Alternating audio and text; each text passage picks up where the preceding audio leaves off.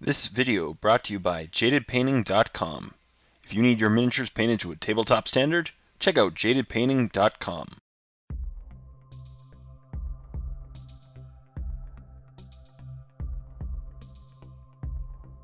Hey everyone, welcome back to this Dark Potential painting tutorial. My name is Jay and today I'll be showing you how to paint this Petrov-Morales Corporation Director. I started back on the clothing by doing a light dry brush of a Administratum Gray. Once again, just a light dry brush with a little bit of paint on my brush and focusing on the raised areas, leaving the recesses the very nice non-oil shade. I then did a second, even lighter dry brush with a 1-to-1 mix of Administratum Gray and white scars. With each successive dry brush, I'm using less and less paint, and the goal is just to blend a really nice gradient of grays. And finally, I did one more, even lighter dry brush, focusing on the most raised areas with white scars, and only basically focusing on the areas in which the light would be hitting on the trench coat and the pants. I painted all the areas that I would normally paint black on the model with gray liner, a very, very thin, dark matte gray from Reaper Miniatures. I do not tend to use black since it is a very boring and one-dimensional color, so what I do is I typically use gray liner for these areas, because under shaded conditions it appears black, but under certain light conditions it appears a lighter dark gray.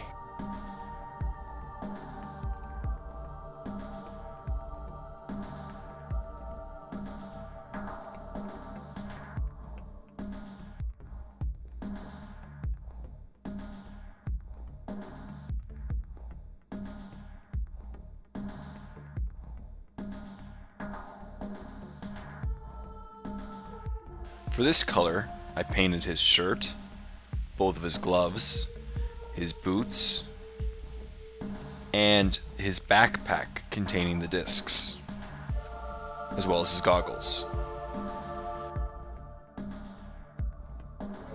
Another excellent quality about gray liner is that it's very thin, so it goes on easy and doesn't remove any of the really nice fine details of this metal model. I also decided to paint the gun, at least the bottom half of the gun, gray liner, and keep the top parts metallic.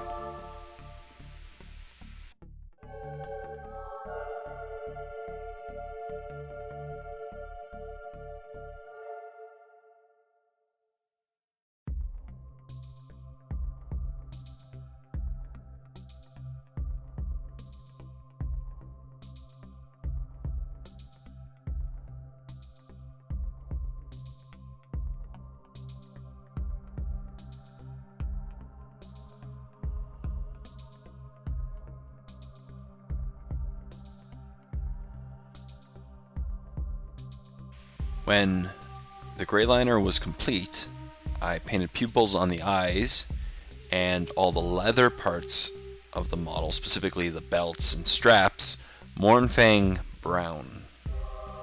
Mornfang brown is a dark reddish brown and is very nice for mimicking the color of brown leather on models, especially when combined with a brown wash or shading.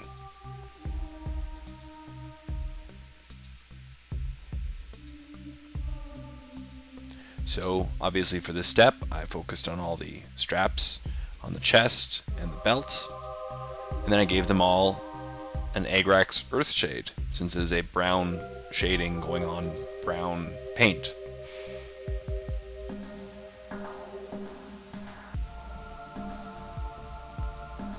I started on the blue areas with Calidor Sky. This included the end of the gun and all those discs that are on the gun and on his belt and backpack. For these areas, I'm going to build up a quick gradient from the darkish Calidor Sky all the way to the light Lothern Blue.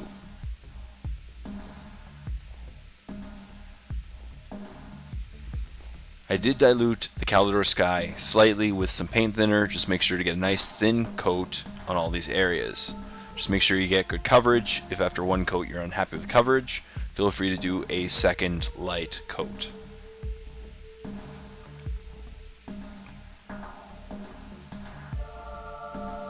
And for the discs, I just focused on the ends of the discs since the insides are going to be metallic.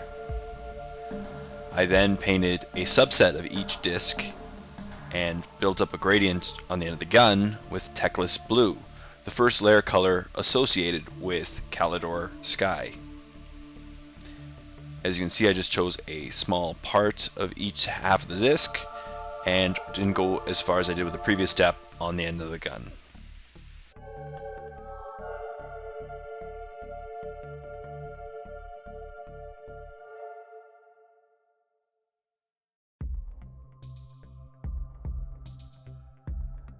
For the third color of blue, I did another highlight with Lothern Blue, the second layer color from the Citadel range associated with Calidor Sky. And once again for this step, I painted a subset of the previous steps on the discs that I painted with Teclis Blue, and I just went a little bit closer to the edge to paint a gradient on the end of the gun. The purpose of building up all these nice blues are that there's going to be some nice color variation on the discs, so it'll kind of look like a little bit of a glow effect on the discs. Some are pulsating lighter colors of blue, and the gun is just building towards the lightest color of blue. And finally, I went over all these areas once again with a 1-to-1 mix of Lothern Blue and white scars, producing a very, very light blue color. For this, I basically just did an edge highlight on the end of the gun.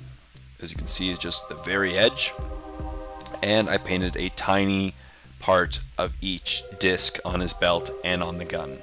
I then started on all the metallic areas of the model, specifically the silver metallics, with Lead Belcher, one of the new awesome base colors from Citadel range.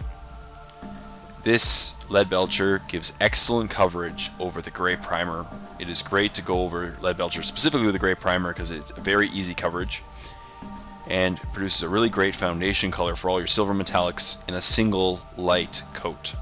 For this step, I focused on all the metallic areas of the gun that aren't going to end up being black, the belt buckles on his chest and belt, and the glass parts of his goggles on his forehead,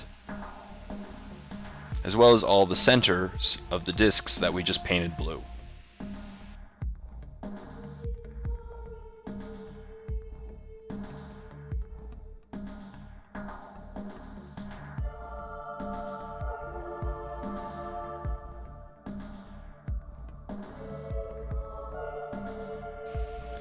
And with this step nearing completion, we can now turn our attention to giving these silver areas some shading and highlights, as well as finishing all the rest of the parts of the model.